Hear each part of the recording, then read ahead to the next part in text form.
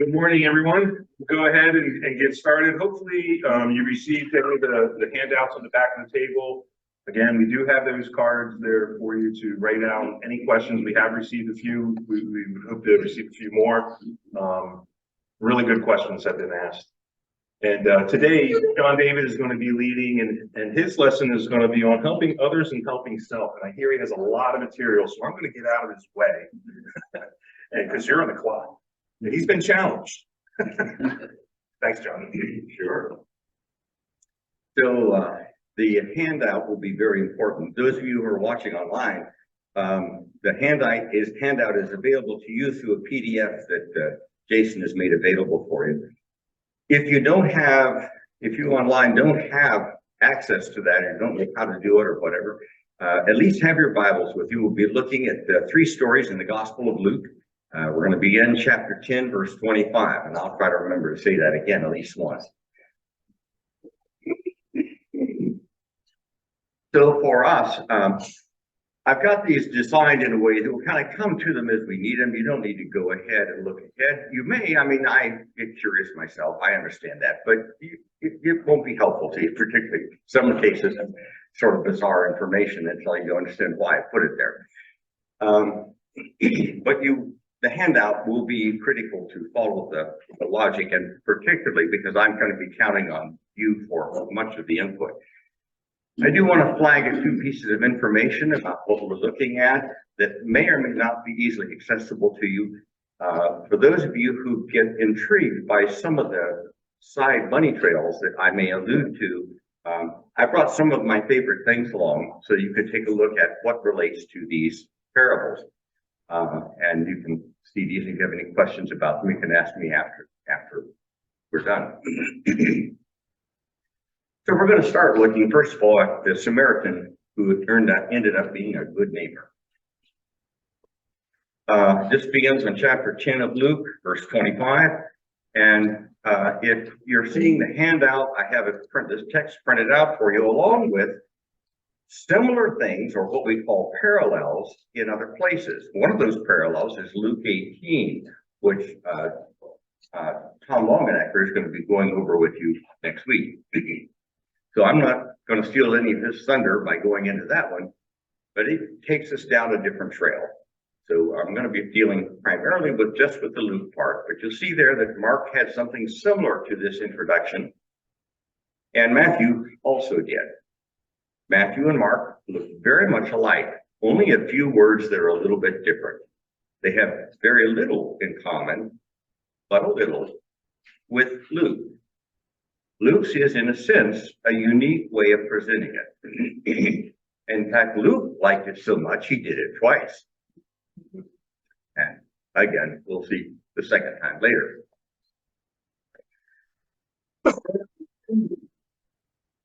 The dark bold that you see in there that's mine. Luke didn't do that. So it's things that I thought, oh, I want to flag that. And then I hope I remember why I did. One of those is, wherever I saw the word law, I ripped it out and put in the word Torah. The underlying word is translated as law, but it can be used for the Roman law, but it also could be used and was used in the Septuagint, the Greek translation of the Hebrew scriptures. It was used to translate the word Torah. So it's a matter of how you read it. You know, Jesus said to one person, "How did you read?" And how I read it is I read this word as interpreting Torah. And Torah is different than law. Torah can be interpreted as law. It's not the preferred way of understanding it. More of instruction or teaching is a better way to understand that in English. So that's one word that's bold, and that's why I did it. Then I also flagged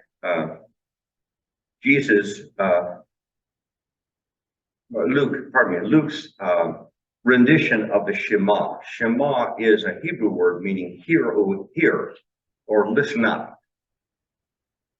And they were reference to to the Shema refers to a passage in Deuteronomy 6, which begins, Shema Israel, listen Israel, the Lord our God is one, and you shall love the Lord your God with all your heart, with all your soul, with all your might. So this gets amended in Luke's version as well as in Mark's version. And the word mind is put in there. And the word strength and mind is trying to figure out where does he get this extra word. It could be blended in one or more places where he got it from, but anyhow, it's been expanded. So I wanted to flag that. You notice that in Matthew, who's one who likes to really adhere strongly to the Hebrew Bible, he only has 3 things, just like the Shema does. Now, this is just the prelude to the story of our friend, the Samaritan. And so it's only background to the story. Let's take a look at it and see how it reads. Just then a certain lawyer stood up to test Jesus. Teacher, he said, what must I do? By the way, that word do is in Greek. Okay, I always have to give you a Greek lesson. Their sense of tense is different than ours. They don't have past, present, future quite the same way we do. They have kinds of action. And this is an aorist tense, which usually describes either a total experience or it describes a snapshot and includes a beginning type of thing. So it's a one-time action. So in essence, it would be like, what one thing should I do in order to inherit eternal life? Jesus said, what is written in the Torah? And the word what could be translated how. How do you read there? What's your interpretation of the text? And he answered, you shall love the Lord your God with all your heart, with all your soul, with all your strength, and with all your mind. The word strength includes all of your resources. And that's a critical component to this, particularly for us as we're trying to look at all of these things with an idea of what are the values by which we think about our economics, both personally and as a congregation. So when it talks about loving the Lord your God with all your strength, the fact that that strength includes our resources, physical resources, and don't have a wallet, but if I had one, I could hold it up and say that kind too as well. And your neighbor as yourself. And he said to him, you've given the right answer.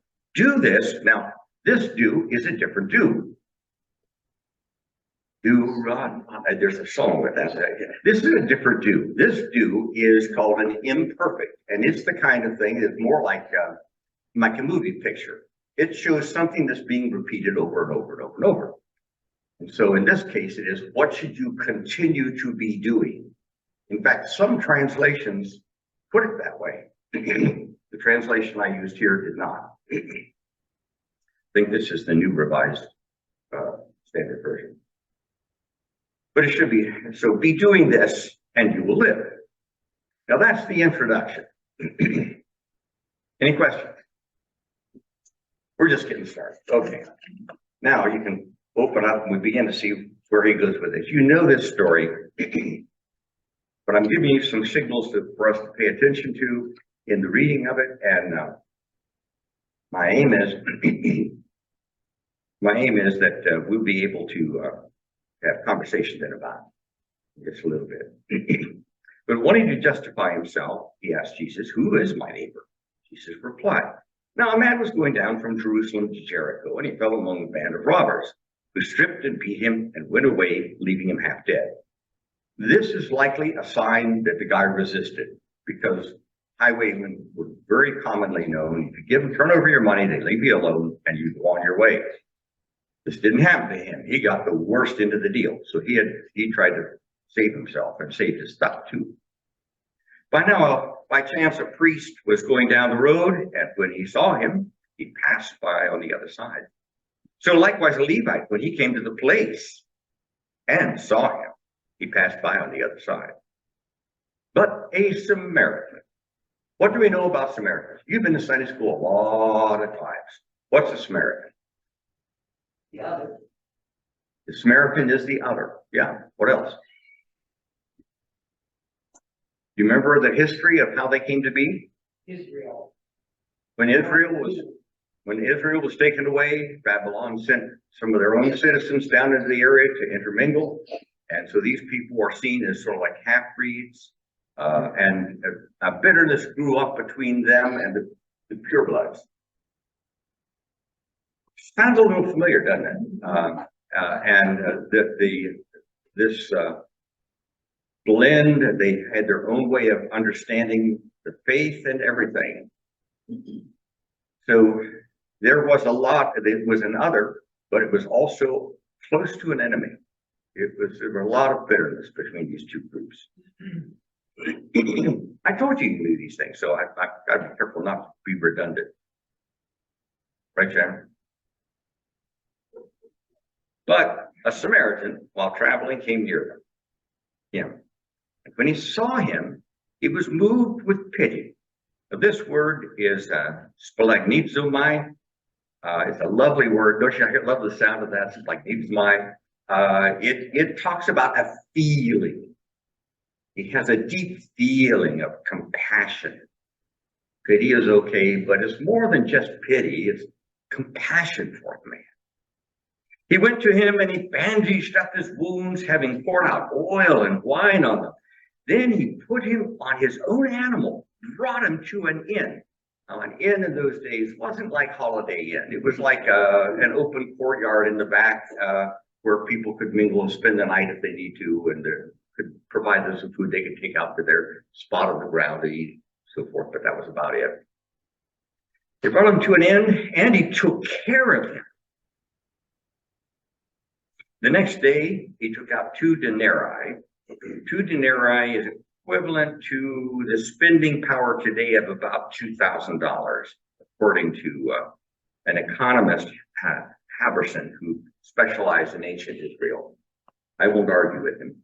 I also learned from one of these sources here that a 1/12 of a denarii was generally thought of as 1 day's lodging at an inn of this sort. So he gives them enough money to cover a couple weeks. He says, take care of him. When I come back, a clue here as to why is this Samaritan out on the road? He's on a business trip. He's a businessman. I will repay you whatever more you spend. A blank check. I'm just curious, have any of you written a blank check to someone? I don't think we have either, have we, Sharon? My memory is so bad. Am I right? I don't. We don't. Either one of us remember.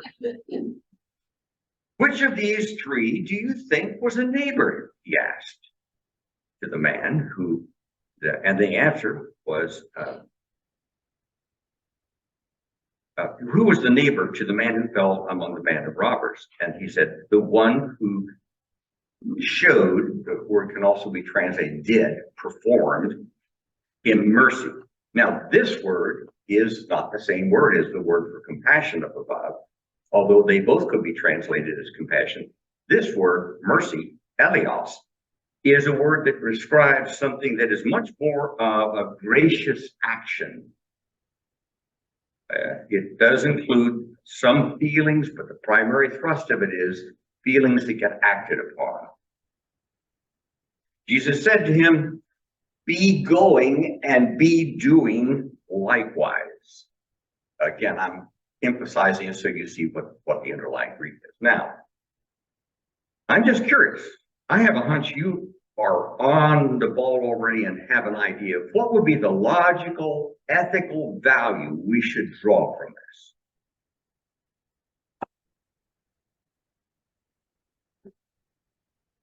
this. Compassion.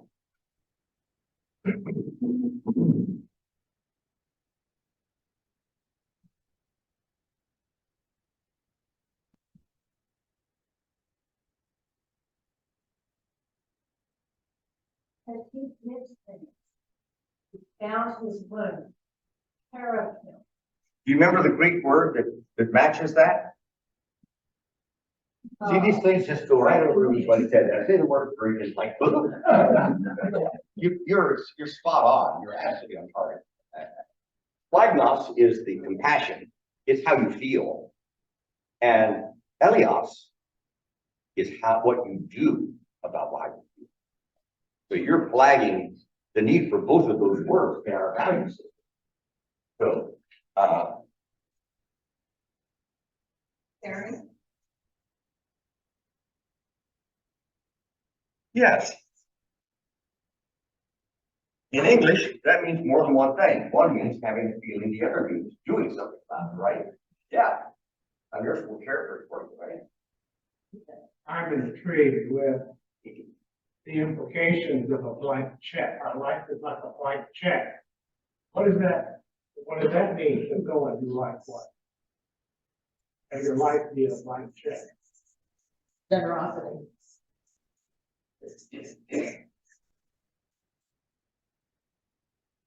Something that's not here is any attempt to figure out if he was deserving of help.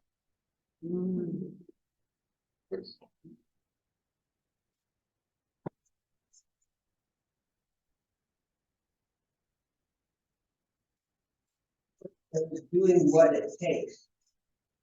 A lot of times we tax on how much we're going to do. I was finishing that up and I want to hear it. Doing what it takes, get the job done. A lot of times we'll give, $2 million for this. But if it only covers 20%, are we going to keep going until we get to the spot where everybody's taking care of where everything's going? Or we leave the building and have to build.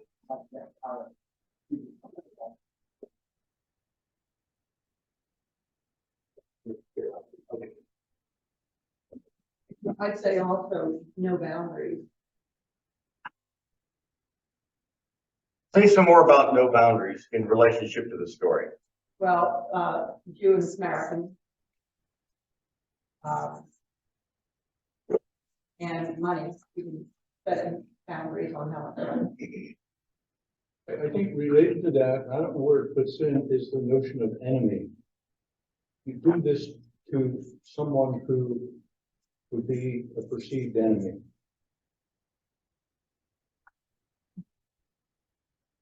I have to think of, and one of her last sermons where I think this is kind of a summary is that our job is love. I feel like a lot of those things kind of come up to that.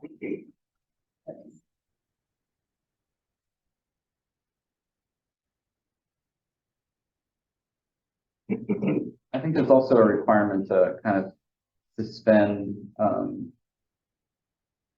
the biases and cultural baggage and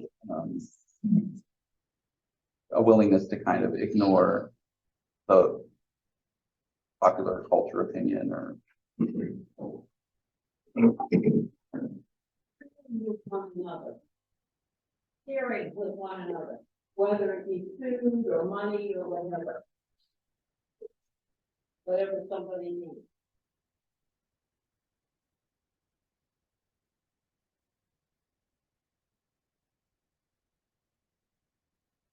Willingness to risk. Physical harm.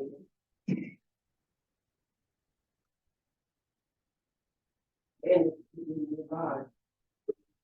That's something that often gets overlooked is, this fella is out of his territory. He's on a business trip. Have you ever been on a business trip? I mean, generally you have a time frame, right? You got to get done. You got to get there. You got to get back. You don't have time to just get distracted. So he's on a business trip. Someone has been obviously brutalized and they might still be there. Yeah, this is really good. Okay, so we did a lot of talking and you probably couldn't hear it. So let me just run through this as quickly as I can here. We've come up with the values we want to take from this particular story, the overarching theme of active love.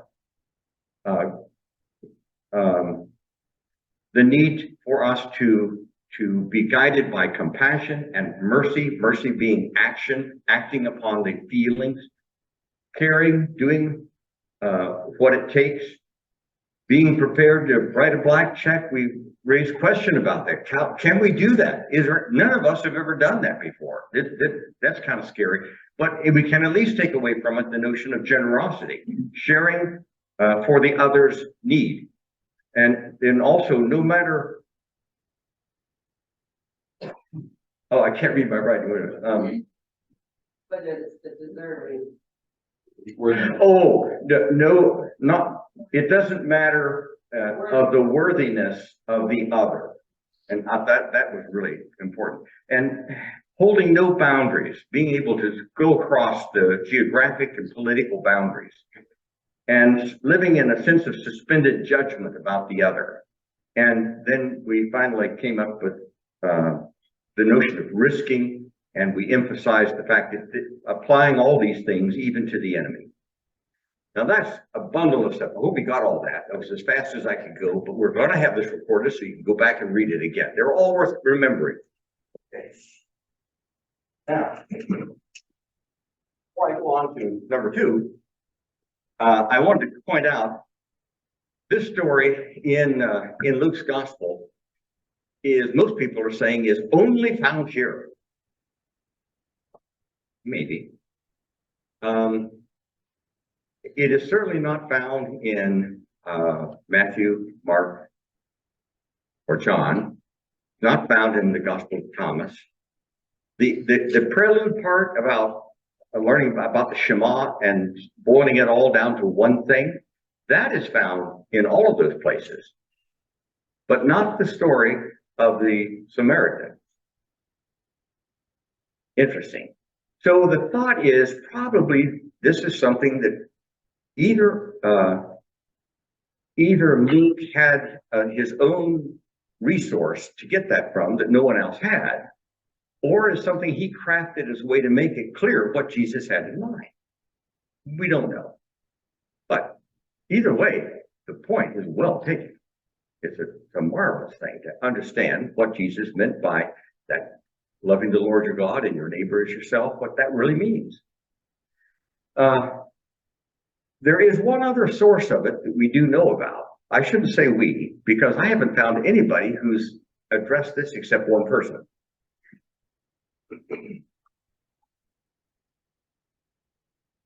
Ken Bailey, in his book, Jesus Through Middle Eastern Eyes, which is a composite of 2 other books that he's written, he talks about how there have been arguments about, was this based upon a historical event that Jesus adapted for his need? That's how he posited it. And so he spills out, there was an episode that occurred in 2 Kings, way back in the day, long before Jesus, and attached to it in certain Jewish circles was a story about, what shall we call him? The good Babylonian, which is a fascinating twist. You don't have time to read it now, but you have it now. You can read it whenever you want to. And thanks to Ken Bailey, don't tell him I gave it to you. Okay, let's take a look at our second story. I've labeled this one, this is not really a story, it's a narrative. The narrative of is the writing of Luke to describe the process of what Jesus was doing, as opposed to the parables that Jesus told. So this one is a narrative, but it comes on the heels of the Good Samaritan, and I think that's an important clue in what's going on. And I'm going to read it, and then I want to come back and just mention something about Mary Schertz and her new commentary that has just come out. Martha, quite distracted. Okay, this is found for you who are at home in Luke chapter 10, beginning at verse 38. Now, as they went on their way, he entered a certain village where a woman named Martha welcomed him into her home. She had a sister named Mary, who sat at the Lord's feet and listened to what he was saying. But Martha was distracted by her many tasks, so she came to him and asked, "Lord, don't you care that my sister has left me to do all the work by myself? You go tell her to help me." I put the word "you" in brackets because it's part of the verb. It's not a special emphasized word. But the Lord answered, "Martha, Martha, you're worried and distracted by many things. There is a need for only one thing. Mary has chosen the better portion." Now, the word portion is a critical one, maybe not so critical, just kind of a fun one to be aware of. This is another of my rabbit holes.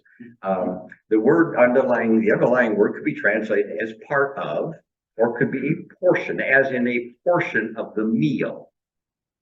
Given this was Martha who was working for getting the meal ready and all this type of thing, it seemed like to talk about the portion of the meal. So I prefer the word portion, but you'll find it both ways in the translations that you read. And this is one which will not be taken from her, he says. Now, it's interesting that verses 41 through 42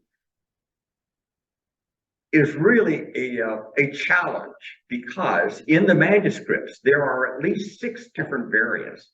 By that, I mean 6 different ways this is presented, with different words and different orders and different intent. This is the one that the scholars who look at the Greek text to try to decide which one is the most likely, the most reliable, they've settled on and said, we think this is the one. But to have 6 variants is an interesting thing to be aware of. Not that it makes any difference. This is what we've got, so we take what we've got and we work with it.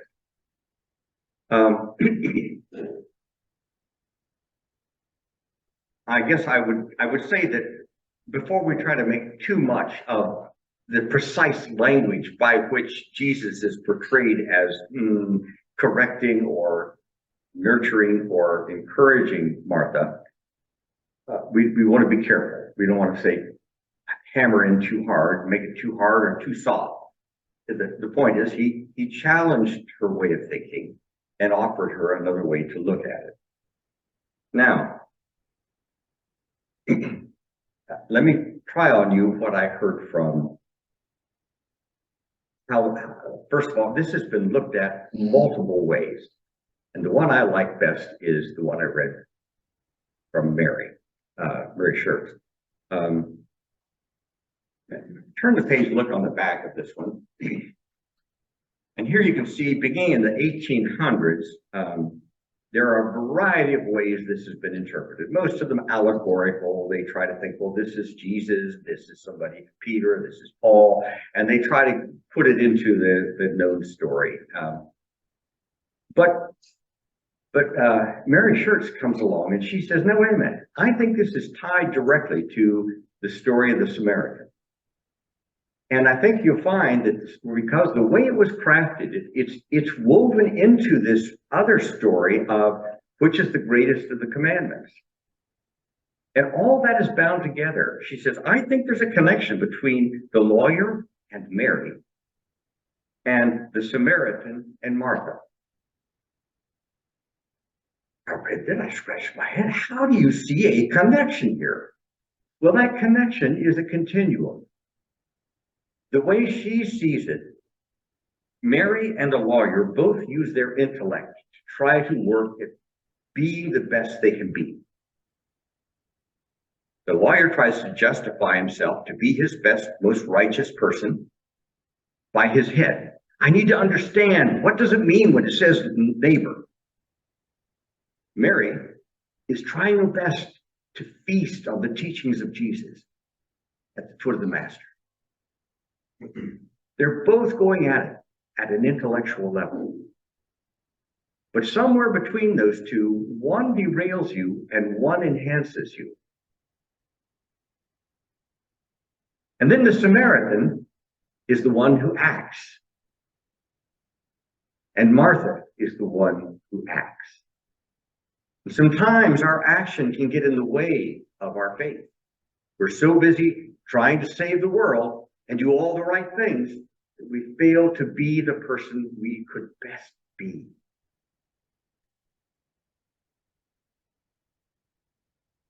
The Samaritan, the action led to meaningful ministry. Mary got derailed. I don't know what it does for you. Okay, so you've got this. Talk to me now about this. What are the values we see in this story? What for you becomes a value that is worth us as a congregation and you as an individual and how you handle your resources? I'm not responding to your question. I have another one. In the fall of 2022, there was a new interpretation that was going around saying there were various Marthas. And it was a person writing a doctoral dissertation. Do you remember that? Yes, yeah. Is that pertaining to this? Okay.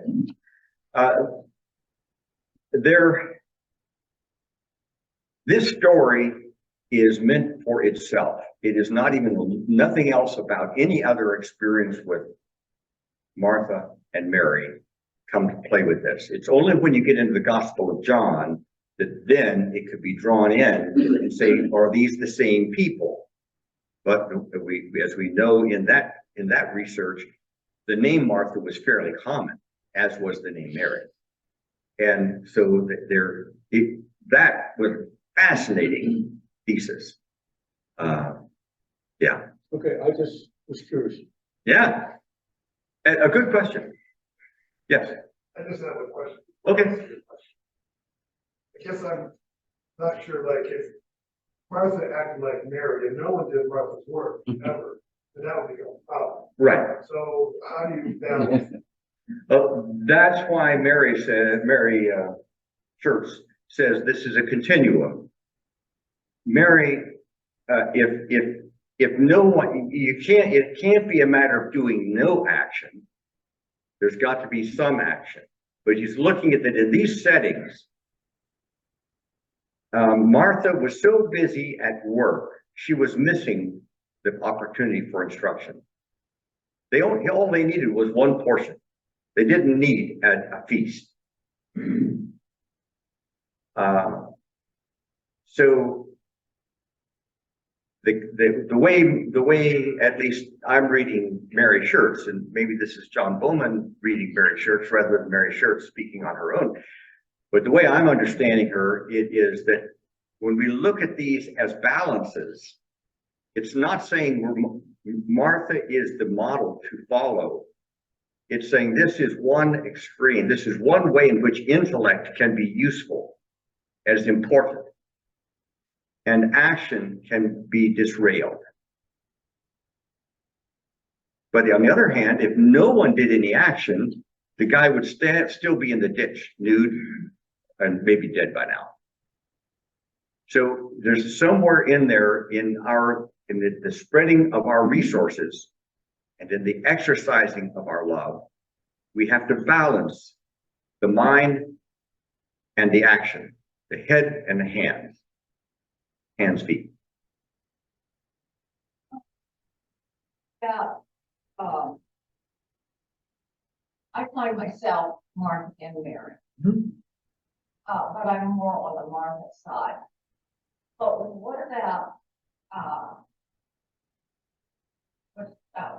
our resources here in this congregation? I would say, as an example, okay, give our excess to, say, the poor. That's simple. But then there are others, and then I questioning the action. Well, let's pull back, and what is our meaningful giving to the poor?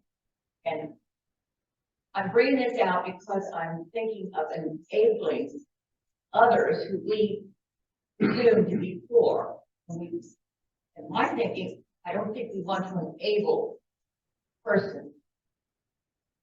There's some teaching in there how to handle finance.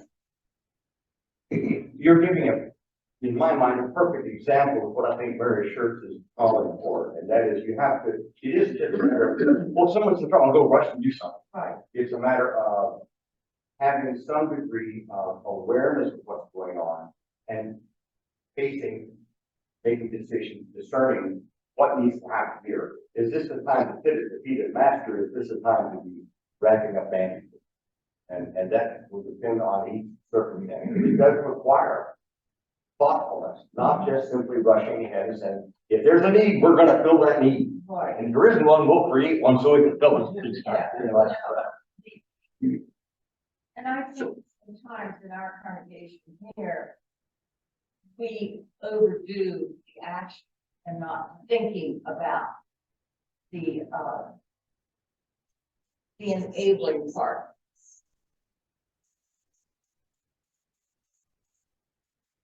And I can see just the opposite sometimes. Yes. Sometimes we learn a lot of things, we read books, we do various book studies, and we do action. And that's quite common in churches, and a lot of churches like it. Lots of more. Big part of, yeah, we go through the Sunday school lessons, and we sit there, and we go through it. So, again, probably it's the balance thing. And then there's talking about not one extreme or the other, we got to find a way to. I would like to add something else on there, and that is, as Martha, I'm looking to the leaders in our congregations, those who know the monies in this particular example. I look to them for guidance, for teaching us, teaching me as Martha, what it means to discern the monies that we have and what we're going to do with it. I'm all for getting out there and doing it, you know.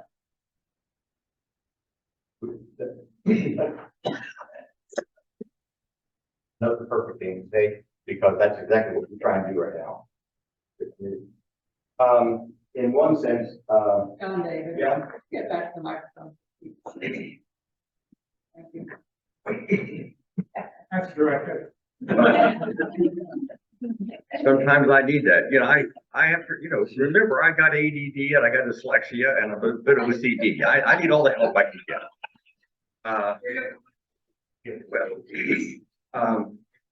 The comment, you've made several wonderful comments here. Some actions are needed, but we've got to be discerning in the process to make sure what is essential, when is the time to act, and when is the time to not be an enabler of people who have fallen into codependent behavior.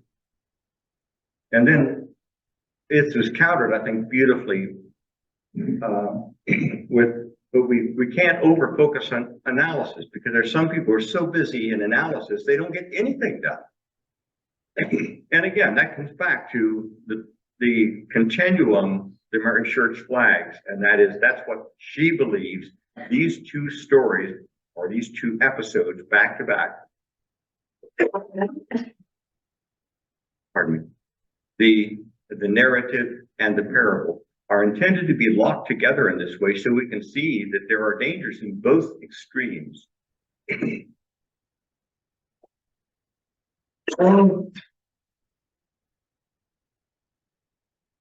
Good copy. Yes. I have a T-shirt. And I may mess this up, but that goes with the territory these days. Aristotle, to be is to do. Plato, to do is to be. Sinatra, doobie doobie doobie doo. Well, I try to be with Sinatra. I'm not going to try to repeat that one. I'm sorry. Yeah, there's sometimes you just got to be live for that. That was great. Yeah.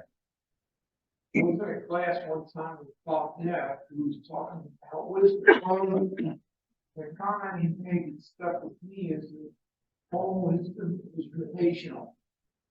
In this case, Mary chose the relation with Christ, and she was the richer for it. We just celebrated a life yesterday of a man who erred on the side of relationships. That's a good place to be. One has to decide at what extreme does one err. We're gonna all err. Yes. Comparing this to the Samaritan. Samaritan noticed, well, he knew a lot of them to be up by the, he didn't serve at all. Well, we're not told he did.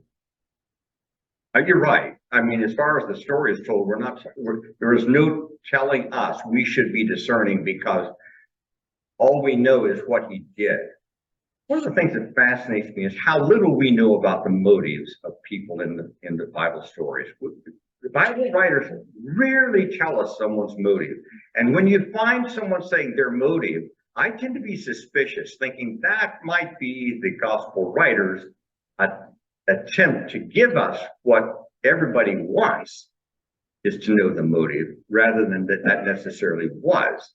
But I'm a skeptic. That's another of my issues, isn't it? Oh dear. Okay. We'll pray for you. Thank you, ma'am. Yes. Judgment. Here, judgment. Good judgment, but not judging. Judgment. Now, being a self-proclaimed enabler, that's loaded. That word is loaded.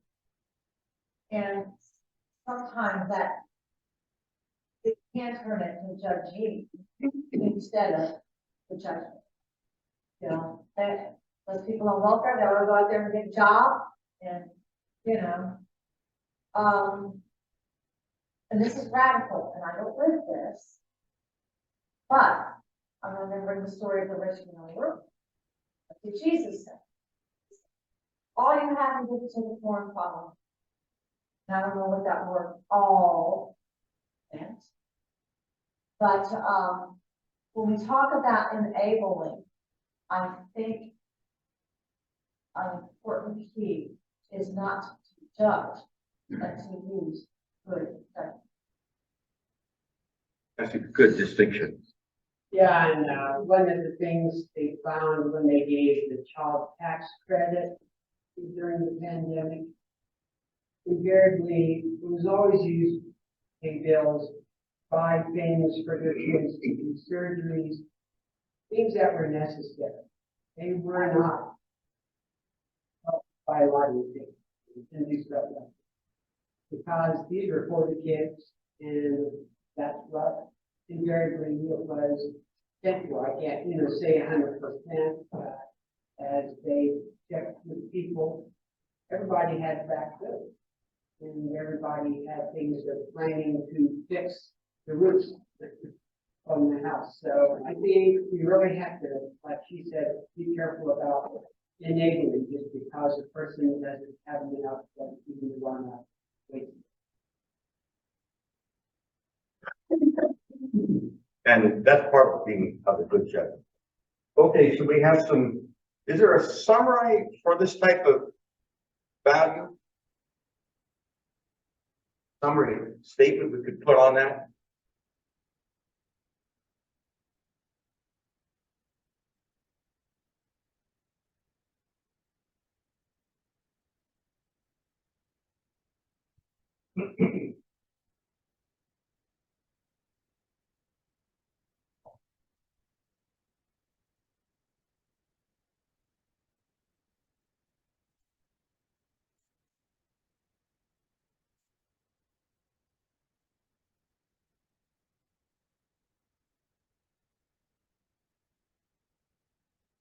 I put up here right actions and right feelings or thoughts.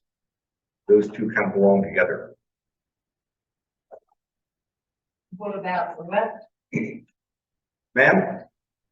I'm just feeling the right. The right. Correct. Not leaning. Think correct. But what are the correct? That's where the discernment comes in. That's the best I can do. If you have a better one, I'd be glad for it. I'd be grateful for it. I want something to be able to go to move on. Some of that notice might say, don't be a jerk. Oh, I like that. We're gonna be talking about that more, aren't we? Yes. When it comes to distributing money and involving good judgment and discerning,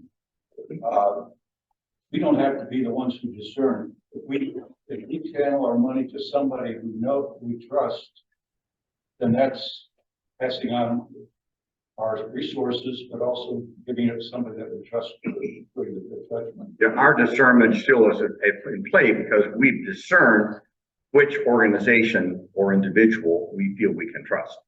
So yes, but we don't have to do all the analysis of each thing where someone is doing the action on our behalf. We just want to be careful who we choose. Right. Okay. The mismanaged marriage. And I am deeply grateful to Bernard Brandon Scott for his title of this particular parable. Someone in the crowd said to him, "Teacher, tell my brother." We had to tell my sister. Now we have to tell my brother. We ought to have some time to spend on that aspect. Talk about relationships, but we don't because we're talking about economics right now. Tell my brother to divide the family inheritance with me. But he said to him, "Friend," which you can see is drooping with sarcasm, I think, at that point. But, "Friend, who set me to be a judge or arbitrator over you?" And he said to them, "Take care, be on your guard against all kinds of greed. For one's life does not consist in the abundance of possessions." And then he told them a parable.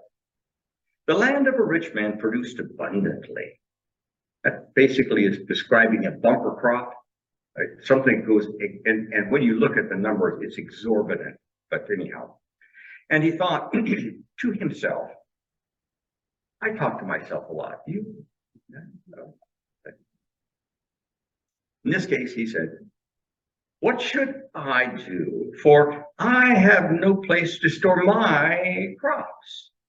And then he said, "I will do this. I will pull down my barns and build larger ones, and there I will store all my grain and my goods. And I will say to my soul, soul, you have ample goods laid up for many years. Relax, eat, drink, be merry." God said to him, "You fool, this very night your life is being demanded of you. And the things you have prepared, whose will they be?" So it is with those who store up treasure for themselves, but are not rich toward God. I would flag for you an important piece that often gets overlooked in this story. The verb in this very night your life is being demanded of you is in the passive voice. God is speaking. God is not saying, "This very night I'm taking your life." This is no threat from God. This is no judgment from God. This is an observation. God is just pointing out the facts of life and death. It happens. And that, to me, is a really important piece of this thing. Have you counted up the personal pronouns in the singular first person? I think you'll count that there are 11 of them. And those 11 appear in, let's see, 1, 2, 3 verses. 11 times. First person singular.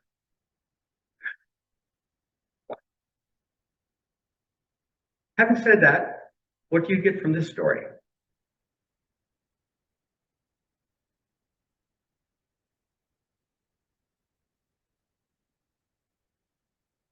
Be so self-centered.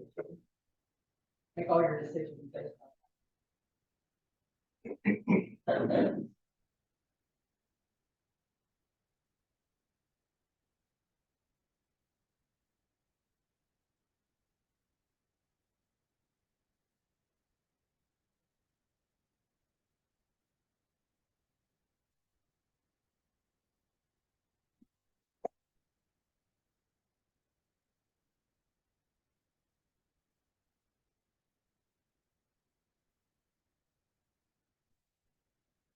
not to be so self-centered that your, I'm gonna say key decisions are based upon that. You said all your decisions, but I can see, well, I had one that wasn't, so therefore that frees me, so I changed it to key. Sorry, I edited there. I'll be right there. I want to just flag a book I read back in the 1980s. It was a book discovering congregations who were looking for renewal. And they studied a variety of congregations that did major things. They boiled it down to looking at stories about war, to give illustration. 3 of them were worried about diminishing numbers, and they felt they really had to do whatever they needed to do to gain the numbers, because they don't have the numbers, they can't exist. They can't exist, they can't do the wonderful deeds that they do as a church. That may sound a little familiar to some of us, I don't know, but that was their driving force. We are in danger. We've got to do something. The 4th one said, things are diminishing. What can we do while we are still vibrant? And they began to look at what they could do, and they began to really focus their ministries to their community and beyond. Very focused, very intentional. They didn't take on too many things. They did what they could do, and they did it well. Do you want to guess which of those churches thrived as a result of that? Any guesses, anybody? If you guess the 4th one, you're right. It is counterintuitive, in my humble opinion. I bring that up only because I hadn't thought of that before, but when you said that, Julie, it made me think about that. Now, that was just one study. Probably there are lots of other studies where people, Merlin Garber used to say the most important thing in the world is evangelism. I worked with him for 4 years, off and on. And I remember when he told me about bringing in the 1200th member of their church. The guy came in and they were all so excited. This is our 1200th member. We're now the largest church of the brethren in the nation. And they gave him a plaque saying, this is the 1200th member. It was the last time we saw him in the church. I'm sidetracking. I'm sorry. Forgive me for that. That was uncalled for. As we're talking about the pronouns there, I guess one of the things that I'm thinking about is the difference between ownership and, I don't know, stewardship, or ownership and caretaking, or ownership and just being in charge of something. The temporary nature of what it means to own something.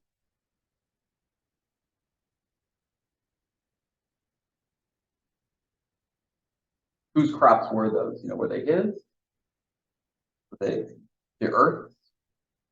Were they the neighbors? I just love that. Yes, I mean, you pay attention to the beginning of the thing. You did, I think. He told Sparrow, the land of a rich man produced. The man didn't produce this stuff. The land produced this stuff.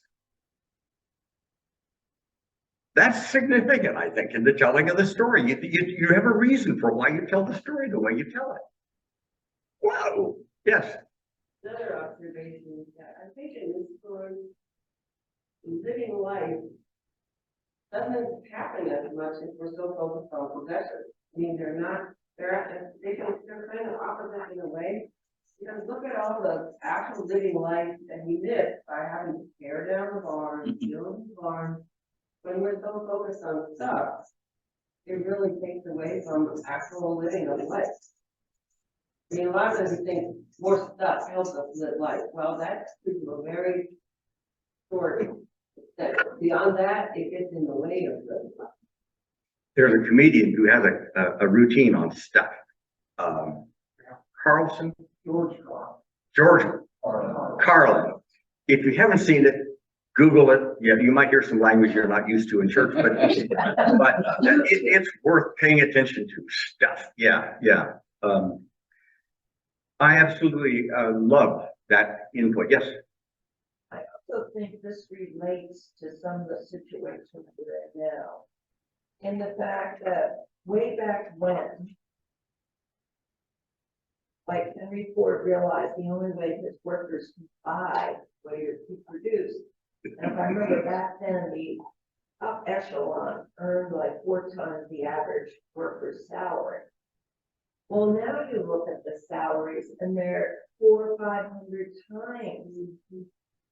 And there's just, it seems like, we're sort of this, our economy is going into oligarchy where there's this top echelon, but the person who produces isn't rewarded for what they put in.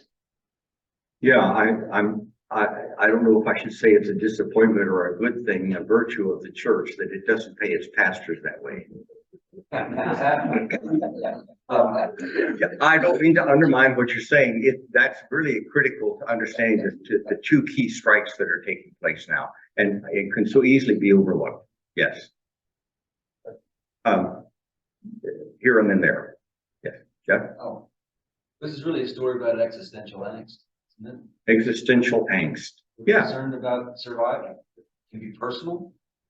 And I had a bumper potato crop this year. Well, I built bigger bins. What am I gonna do with it? We like mashed potatoes. Why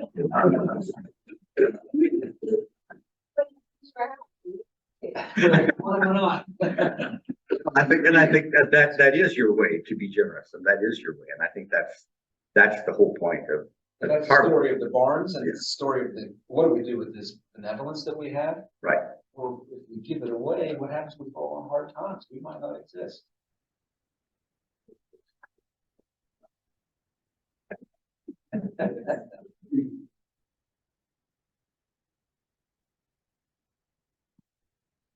The sloppy handwriting comes in handy, doesn't it?